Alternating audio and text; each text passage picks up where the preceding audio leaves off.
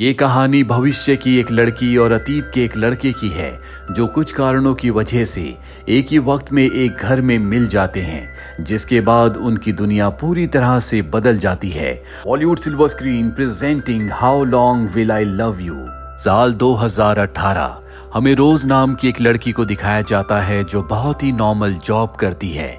रोज का एक ही सपना है कि वो अपने पिता के उस घर को खरीद ले जिसे वो बेच चुकी है।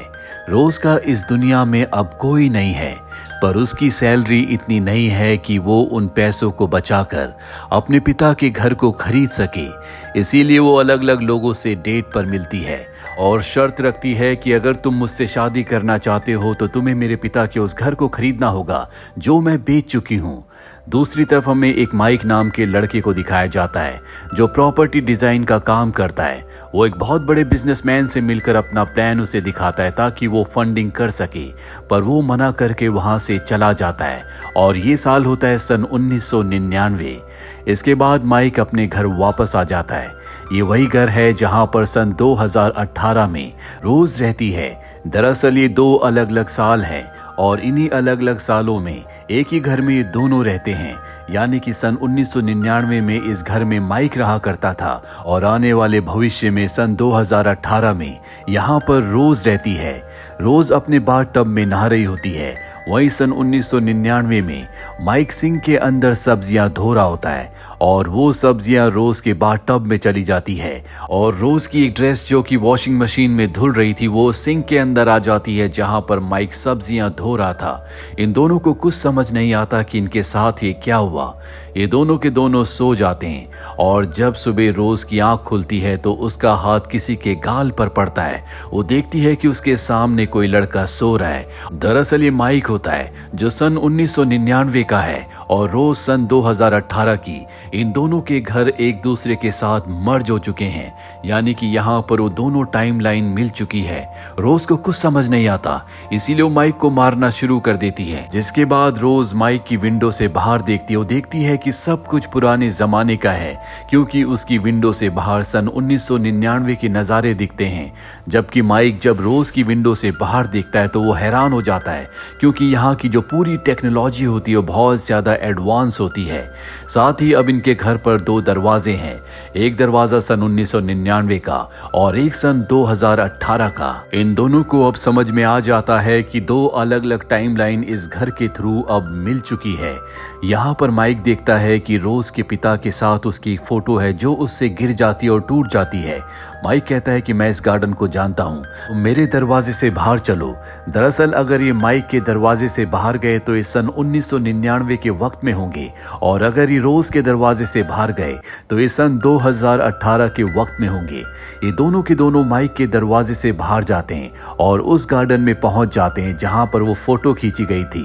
रोज देखती है कि वहां पर उसके पिता उसके बचपन के रूप के साथ खेल रहे हैं। वो अपने पिता के पास जाने लगती है, पर तभी अर्थक्वेक आना शुरू हो जाता है। माइक जल्दी से रोज के पास आता है और उसे अपने साथ घर वापस ले आता है। घर आने के बाद रोज अपने पिता को माइक के फोन से कॉल करने की कोशिश करती है, लेकिन तभी घर में एक बार फिर से हलचल होना शुरू हो जाती है। ये दोनों के दोनों समझ जाते हैं कि ये अपने अतीत के किसी रूप से नहीं मिल सकते, ना ही कुछ बदल सकते हैं। वहीं सन 2018 में हमें एक बिजनेसमैन और एक साइंटिस्ट को दिखाया जाता है जो दोनों के दोनों एक टाइम मशीन पर काम कर रहे होते हैं। दरअसल सन 1930 में एक ट्रायंगल था जहां पर बड़े बड़े जहाज प्लेन अपने आप ही गायब हो जाते थे और एक दूसरे डायमेंशन में पहुंच जाते थे। और अब जो ये टाइम मशीन बना रहे हैं उससे फ्यूचर और पास्ट में ट्रेवल कर सकते हैं। हालांकि इन्होंने टाइम मशीन बना ली है, लेकिन उसका जो पोर्टल है वो कहां पर खुला है इन्हें इसके बारे में कुछ नहीं पता। ये उन्हीं कोऑर्डिनेट्स को यानी कि उस लोकेशन को ढूंढने की कोशिश कर रहे होते हैं। यहाँ पर जो बिजनेसमैन होता है वो इस टाइम मशीन के जरिए बहुत पैसे कमाना चाहता है। दूसरी तरफ हमें रोज और माइक को दिखाया जाता है जिन्हें नींद नहीं आ रही होती। माइक रोज से पूछता है कि तुम्हारे पिता के साथ क्या हुआ था। वो बताती है कि उनकी एक कार एक्सीडेंट में मृत्यु हो गई थी।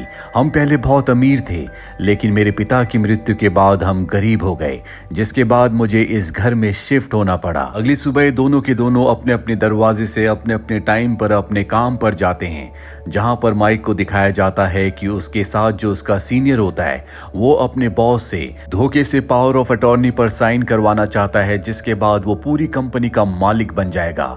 माइक ने उसके प्लान को सुन लिया होता है, इसीलिए वो माइक से कहता है कि तुम अपना मुंह बंद रखना, इसके बदले में तुम्हारे प्लान पर जो भी तुम कंस्ट्रक्ट करना चाहते हो उसमें मैं इन्वेस्ट करूंगा। लेकिन माइक उसकी ऑफर को मना कर देता है। वहीं हमें रोज को दिखाया जाता है जो एक नॉर्मल सी जॉब करती है। वहां पर उसकी एक फ्रेंड आती है जो बहुत अमीर होती है। रोज अपनी गरीबी को छुपाकर उसके सामने ये शो करती है कि उसकी शादी एक बहुत अमीर आदमी से हुई है और ये पूरी कंपनी उसी की है, वो इस जगह की ओनर है। उसकी दोस्त कहती है कि तुम अपने हस्बैंड के साथ आज डिनर पर आना। इसके बाद उसकी दोस्त चली जाती है और अब रोज घर आती है। उसके हाथ में एक सूट होता है जो किराए पर लाई है। वो माइक से कहती है कि तुम्हें मेरे साथ चलना होगा, मैं एक अमीर आदमी बनने का नाटक करना होगा। रोज माइक को अपनी दोस्त के घर ले जाती है जहां पर वो उसके पति बनने का नाटक करता है, साथ ही अमीर होने का भी नाटक करता है। लेकिन इनका राज खुल जाता है जिससे रोज को बहुत एम्बेरसमेंट होती है। ये दोनों के दोनों घर वापस आ जाते हैं। रोज बहुत ज्यादा दुखी होती है। माइक उसे समझाने की कोशिश करता है। तभी ये टीवी पर देखते हैं जहां पर एक आदमी ने लॉटरी से बहुत पैसे कमाए होते हैं और अब इनके दिमाग में एक आइडिया आता है। ये सन 2018 में जाकर वहां पर सन 1999 में कौन सा लॉटरी का टिकट निकला है उसे खरीदने का प्लान बनाते हैं। सन 2018 में इंटरनेट पर ये देख लेते हैं कि सन 1999 में कौन सा जैकपॉट लगा था और उसी टिकट को ये दोनों के दोनों खरीद लेते हैं। अगले दिन इस लॉटरी का टिकट का रिजल्ट निकलेगा जो कि इन्हें पहले से पता होता है, इसीलिए पार्टी करते हैं। ये एक रेस्टोरेंट में जाते हैं जहां पर एक खूब खाना खाते हैं, खूब सारी वाइन पीते हैं, पर बिल पे करने के लिए इनके पास पैसे नहीं होते, इसीलिए रोज को अपने बैग को गिरवी रखना पड़ता है। वो कहती है कि कल सुबह आकर मैं अपना बैग ले जाऊंगी। अगली सुबह लॉटरी का नंबर का रिजल्ट आता है। सबसे पहला जैकपॉट इन्हीं का लगता है। दोनों के दोनों बहुत खुश हो जाते हैं, लेकिन अगले पल ही जमीन हिलना शुरू हो जाती है और लॉटरी के टिकट का नंबर मिट जाता है। दरअसल ये चाहकर भी अपने भविष्य को नहीं बदल सकते। ये दोनों के दोनों उदास हो जाते हैं और उस रेस्टोरेंट में जाते हैं जहां पर रोज ने अपने बैग को गिरवी रखा था।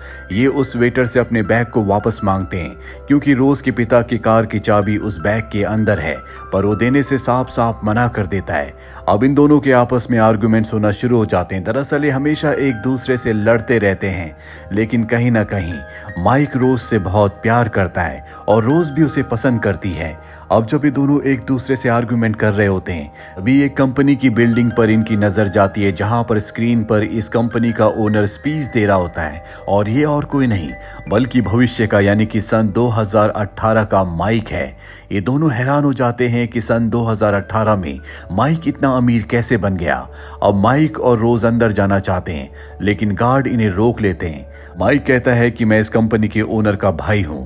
गार्ड्स देखते हैं कि कंपनी के ओनर से उसकी शक्ल मिलती है, इसीलिए वो उसे अंदर जाने देते हैं, लेकिन रोज को बाहर ही रोक लेते हैं। और अब माइक अंदर जाकर देखता है जहां पर उसका भविष्य का रूप यानी कि सन 2018 का माइक सबके सामने स्पीच दे रहा है। वो अपनी फ्यूचर प्लानिंग सबको बता रहा होता है। माइक ये देखकर बहुत खुश होता है कि वो भविष्य में एक अमीर बिजनेसमैन बनने वाला है।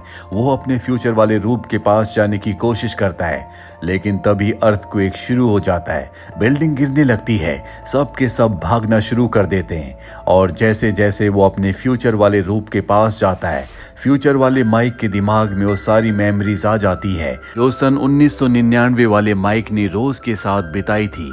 99 वाले रोज के हाथ में चोट भी लग जाती है और सन 2018 वाला माइक उसके हाथ में वो चोट का निशान आ जाता है। वो ये देखकर हैरान हो जाता है। तभी वहां पर वही साइंटिस्ट आता है जो टाइम ट्रेवल मशीन बना रहा था। दरअसल जो बिजनेस साइंटिस्ट के साथ था वो और कोई नहीं बल्कि माइक है।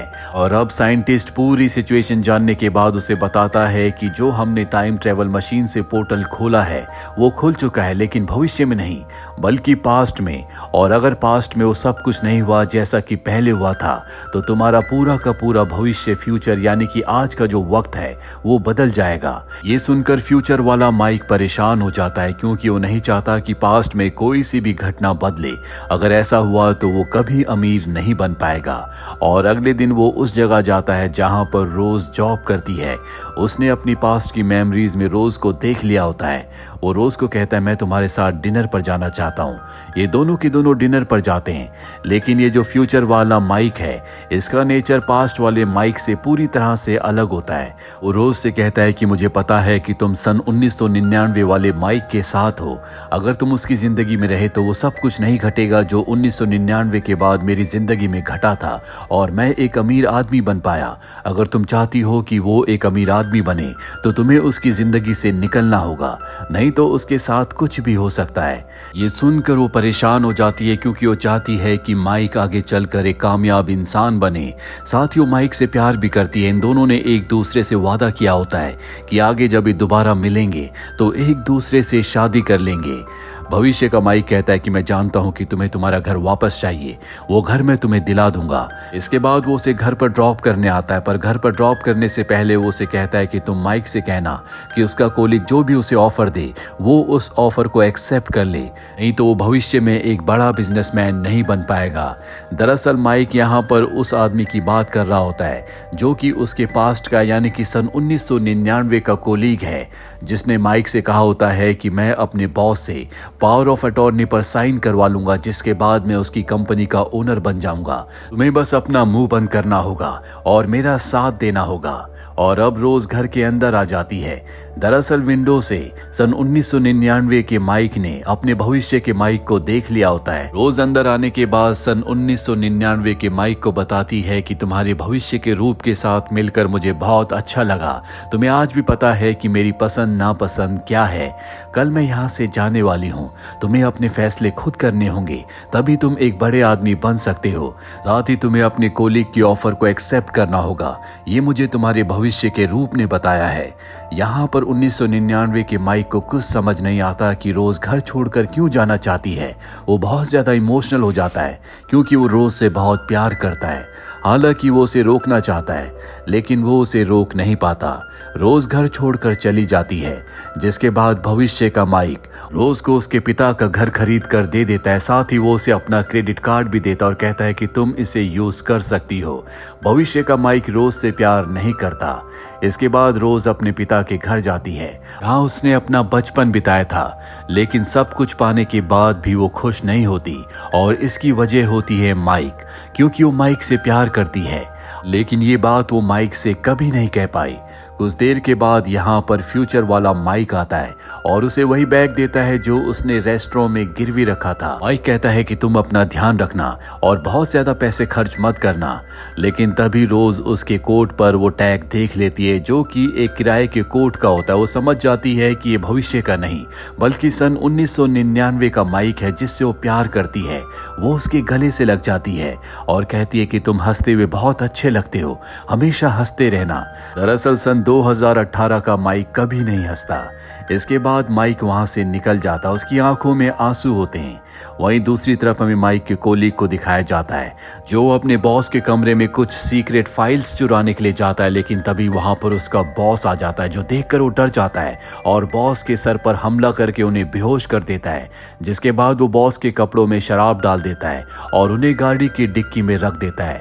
यहाँ पर वो माइक को कॉल करता है और अपने पास बुला लेता है। दरअसल वो अब गाड़ी को ऊपर से नीचे फेंकने वाला है ताकि ये एक एक्सीडेंट लगे और उसका बॉस मारा जाए।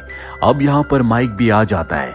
वहीं भविष्य वाले यानी कि सन 2018 के माइक को दिखाया जाता है जो बहुत परेशान होता है क्योंकि अगर सन 1999 वाले माइक ने अपने कोलीग का साथ नहीं दिया तो वो कभी अमीर नहीं बन पाएगा, क्योंकि उसी के कोलीग ने उसके प्रोजेक्ट में उसका साथ दिया था, पैसे लगाए थे। वहीं हमें 1999 में दिखाया जाता है जहां पर माइक का कोलीग गाड़ी से अपने फिंगरप्रिंट्स को मिटा रहा होता है। तभी माइक की नजर गाड़ी की की पर जाती है जो देखकर वो हैरान हो जाता है। ये वही की होती है जो कि रोज के पास उसके पिता की कार की थी। वो समझ जाता है कि उनका बॉस और कोई नहीं बल्कि रोज के पिता थे और अब वो उन्हें किसी भी हालत में मरने नहीं देना चाहता। इसीलिए वो अपने कोलीग के ऊपर हमला कर देता है और अपने बॉस को यानी कि रोज के पिता को बचा लेता है, जिसमें सन सन 2018 में वो माइक, जो कि एक बहुत बड़ा बिजनेसमैन है, उसका अस्तित्व मिट जाता है। कुछ देर के बाद रोज के पिता को होश आता है। वो अपनी जान बचाने के लिए माइक को शुक्रिया कहते हैं। माइक कहता है कि मैं आपकी बेटी का हमेशा ध्यान रखूंगा। वो कहते हैं कि मेरी बेटी मात्र 12 साल की है, मैं अभी पुलिस को कॉल करता हूँ। दरअसल उसके पिता को ये लगता है कि माइक उनकी बेटी के साथ कुछ गलत काम करना चाहता है। माइक वहां से चला जाता है। वही हमें सन 2018 में रोज को दिखाया जाता है, जहां उसका जीवन पूरी तरह से बदलना शुरू हो जाता है, क्योंकि उसके पिता अब भी जिंदा है, यानी कि वो सन 2018 में बहुत अमीर है। वहीं सन 1999 में माइक ढूंढता हुआ रोज के पास चला जाता है। रोज उससे कुछ ही दूर होती है और अब रोज का अस्तित्व यहाँ से मिटने वाला है। वो रोज से कहता है कि मैं तुमसे बहुत प्यार करता हूँ। रोज कहती है कि मैं तुम्हारा इंतजार करूंगी। इसके बाद रोज का अस्तित्व इस वक्त से मिट जाता है। वक्त दिखाया जाता है सन 2018 का, जिस वक्त में रोज 29 साल की हो चुकी है और उससे माइक 10 साल बड़ा होता है, यानी कि वो 39 साल का है। ये दोनों एक दूसरे से मिलते हैं। हालांकि माइक उसे पहचान जाता है, लेकिन रोज उससे नहीं मिलती। दरअसल माइक ने एक म्यूजिक प्ले किया होता है जो कि रोज का फेवरेट म्यूजिक होता है। वो उस म्यूजिक की तरफ आती है, लेकिन वो ये भी ऑब्जर्व करती है कि माइक बार बार उसकी तरफ आ रहा है, इसीलिए वो माइक से लड़ना शुरू कर देती है। माइक कहता है कि हमें एक बार फिर से अपनी शुरुआत लड़ाई से करनी होगी। और इसी के साथ ये फिल्म, ये कहानी यहीं पर खत्म हो जाती है। उम्मीद करते हैं कि ये कहानी आपको पसंद आई होगी।